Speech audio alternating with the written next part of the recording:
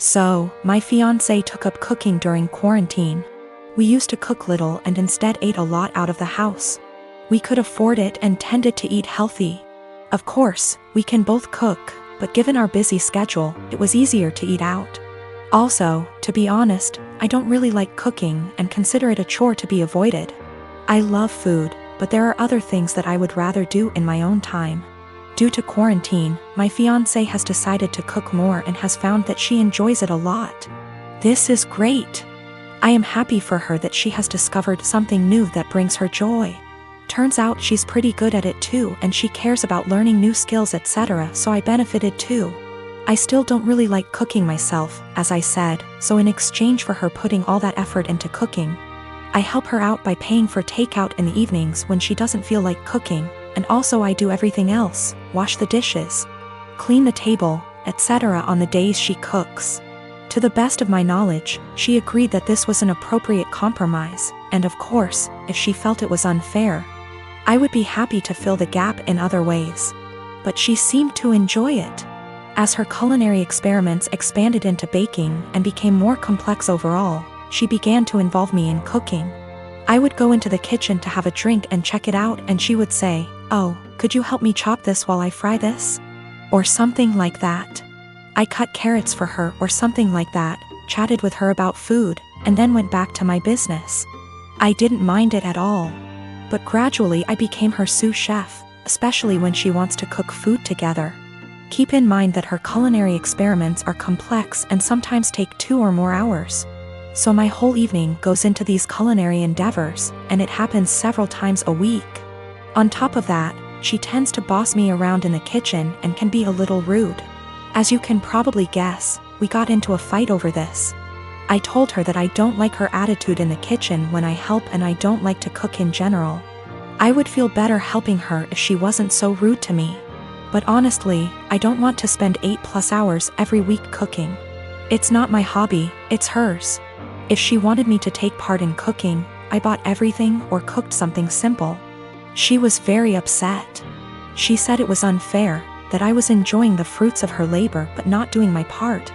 And that cooking took 2 hours and dishwashing / cleaning only half an hour. I told her that it was her decision to cook very complex dishes and that I would be happy if she made a simple pizza or roast.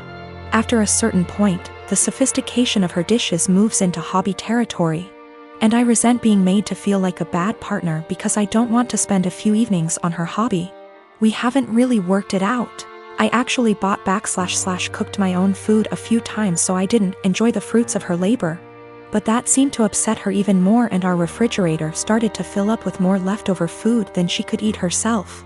Another time I helped her but told her I had to go on video chat at 8 p.m. and she got upset when I actually stopped helping, and left even though I told her beforehand. I'm afraid I told her somewhat caustically that I was not her sous chef to command the kitchen. I tried to discuss it with her again when we felt calmer. I told her that I liked that she found a new hobby. But it's her hobby and I can't help it and don't want to feel obligated to do it. She countered that it was not feminist of me to put the cooking on her and benefit from it without helping her. The feminist connection doesn't make much sense to me because neither of us used to cook much. And she decided to take up cooking herself, but of course I didn't tell her that.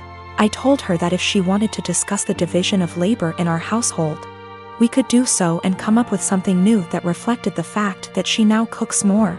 We tried to do this, but she wanted to count all the time she spends cooking as time around the house. So, according to her ideal distribution of housework, she spends over 10 hours cooking just dinner each week, which somehow leaves me with almost all other chores around the house. I told her I didn't like it because cooking complicated meals is a hobby. It's not fair to say that 6 / 10 hours of her housework is actually her hobby, and I have to do the equivalent amount of real housework, if that makes sense. So we are in a bit of an impasse. Am I really a bad feminist? I don't think I'm wrong. I'm very familiar with emotional labor, mental stress, and all that, but I may be wrong. I love this woman and obviously want to marry her. But we are usually good at making logical decisions, and this is the first time we have had such a disagreement. I don't know how to get her to understand the line between cooking as a necessary activity and cooking as a hobby. P.S. The fiancé has taken up cooking gourmet meals as a hobby. But now it becomes my responsibility to help out and do more housework that I don't think I should. I am currently divorced from my ex Thomas of 30 years. We ended up seeing a lawyer to help with dividing stuff. Everything was pretty much wrapped up till he said he no longer wanted any part of our kids' lives. I didn't argue with him about it since I already know what it's like having a parent who doesn't want you around, or wants to be in your life. I asked what he wanted me to tell the kids and he just said, "Whatever you think is best, I don't care. I don't want to parent anymore." Everything was in agreement and signed with no fuss. A few weeks later I get a call from my ex Mill asking if we could meet each other. When I came over she broke down crying and begging to let my ex see his kids again. I was confused about what she meant because not once did he contact me after meeting the lawyer. She went on about how my ex said he really missed them and that I was just a petty B*TCH for taking full custody. Also that he was crying for days about it. I told her my version of events and she called it BS, saying her son wouldn't lie like that, especially not about his kids. Then I decided to call him in front of her. He didn't know she and I were meeting that day. I said, "Hey, has a soccer game in a few days," which he did, and I was wondering if you wanted to go? I know he'd really love it and be happy to see you. He instantly said no. I already said I'm not doing this anymore. I asked, "Well, how do you think this is going to affect Denise, his mom?"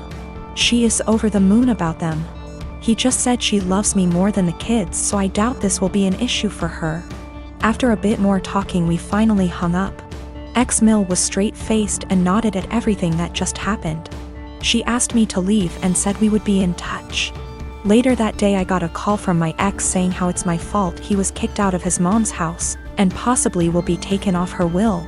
Also that none of his family members will talk to him because of what ex-Mill heard. He threw a lot of insults at me before I hung up, and now him and his mates keep calling and texting me. My friend is saying I shouldn't have said anything in the first place and I ruined his life.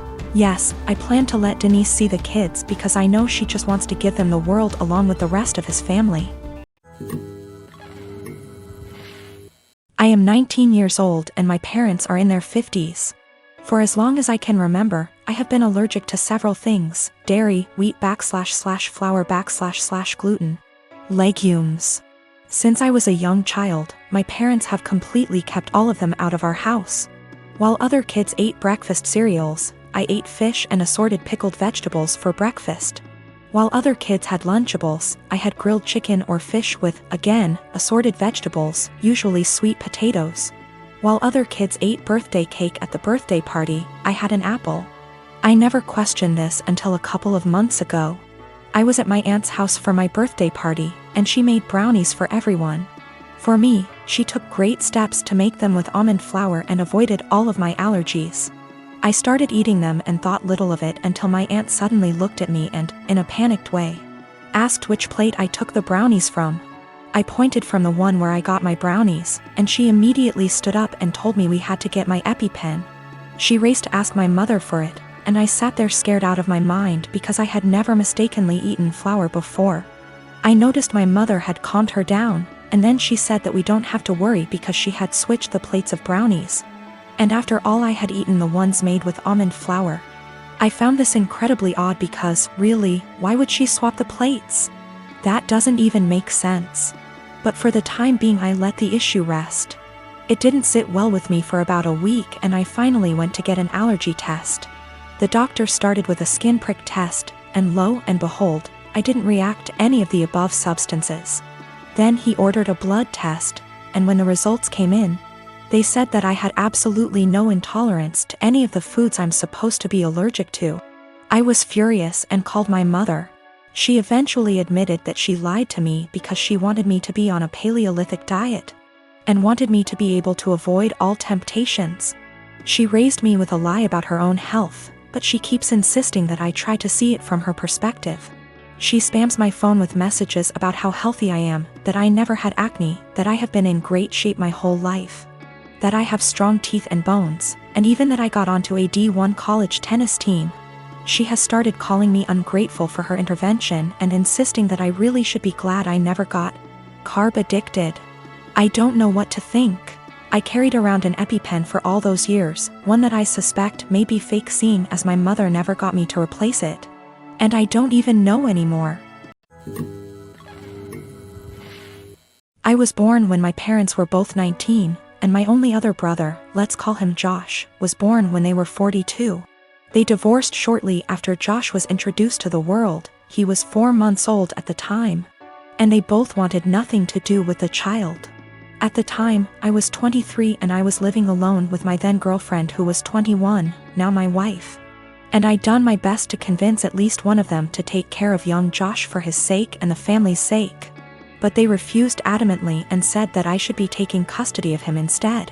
So I became legal guardian of my brother and he's been living with us for the past 12 years and things have been going really smooth for us.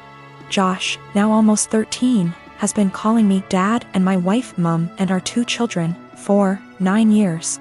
His siblings and he has absolutely no idea about his real parents, and to be honest, I let all of that slide.